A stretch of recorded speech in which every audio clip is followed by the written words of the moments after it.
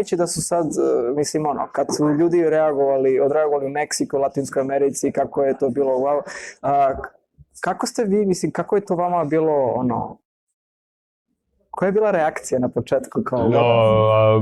Zbunjenost, frapiranost, do maksimuma.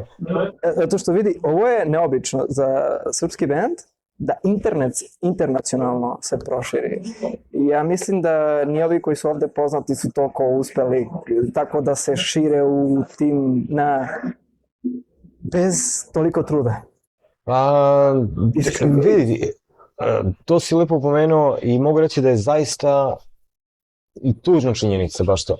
Ova zemlja, na stranu lažni patriotizam i kad moram, bit će stvarno, sad izvini malo priprast, to ljubljenje guzica i sve ostalo. Moje mišljenje je zaista imamo dobru metal scenu. Neću kažem da je svaki band na nivou svetskog, jer nije, kao što ni svaki, švedski band nije vrhunski i tako dalje. Imamo fenomenalnih bendova. Znači, zaista fenomenalnih bendova koji su zaslužili mnogo više.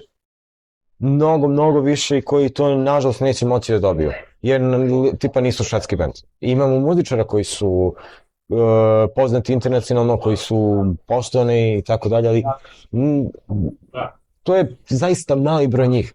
Ti bendovi zaslužuju da zbog svog truda, znači godina sviranja, pisanja zaista kvalitetnih tekstova na engleskom jeziku, znači bukvalno pisati nešto na tuđem jeziku, kao da je to maternje realno teško. I zaista pronići u srž svega toga, stvarajući muziku koja je fenomenalna, na nevjerojatnom produkcijskom, uopšteno na visokom kvalitetnom nivou. Oni ljudi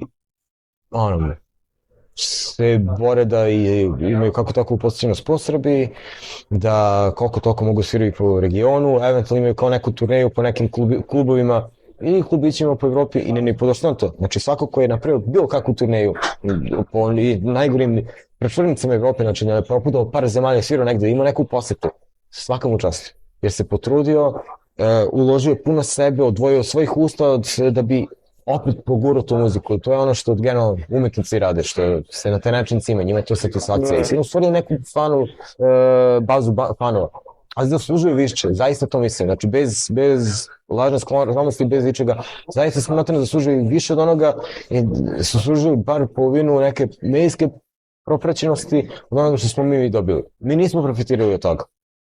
Profitirao je neko ko je pravio majice sa našim logovima i kamerom. I nama to nije bio problem.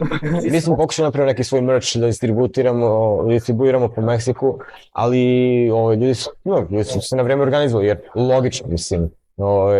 Moram kažem, znam da je meksička ta underground kultura, odnosno taj piraterijski nivo na nivou kao ovdje što je bio 90-ih i 2000-ih i nemamo problema sa tim. Znaš, neko napravio majicu i svoje vreme da napravi majicu sa našim printom i da je nosi, super, ja sam zaradio pare, neko tamo levi, nema veze, odradio si nam reklamu i to je dovoljno, mi stvarno to cenimo. Izvinjavam se, Možete nam život. Kažem, da, znači... Ja nisam imao problema sa tim, znači, niko od nas nije imao problema.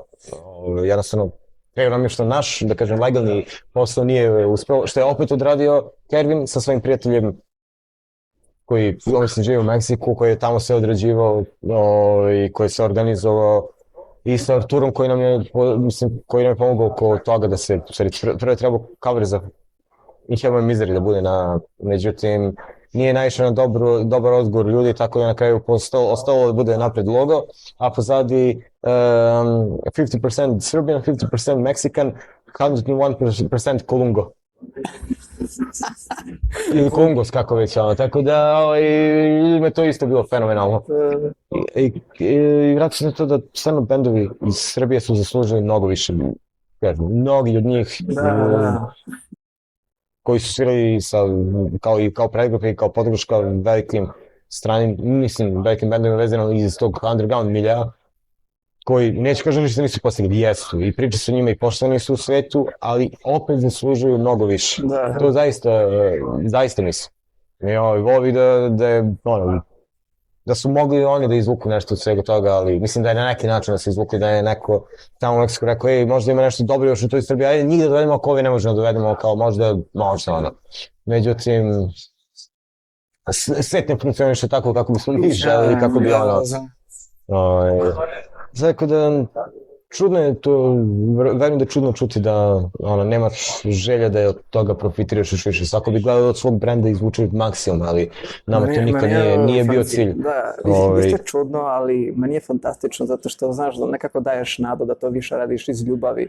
Znaš, i to ja mislim da to je ono što priziva mnogima u Meksiku, zato što po broju jedan vi ste iz druge zemlje i to ima kao wow. I sa druge strane, znaš, kao Fernando Colunga, Ultimate Spin, kao, uzeli su ime, znaš, iz nekog glumca iz televize u drugoj zemlji. To je isto njima jako zanimljivo. A sa druge strane, pozitivno je za njih, znaš, zato što daješ nadu kao, ajde da pozovem nekog koji nije iz Amerike, znaš, nije iz ovih popularnih zemalja, nek bude nešto neobično i u ovom slučaju Srbija.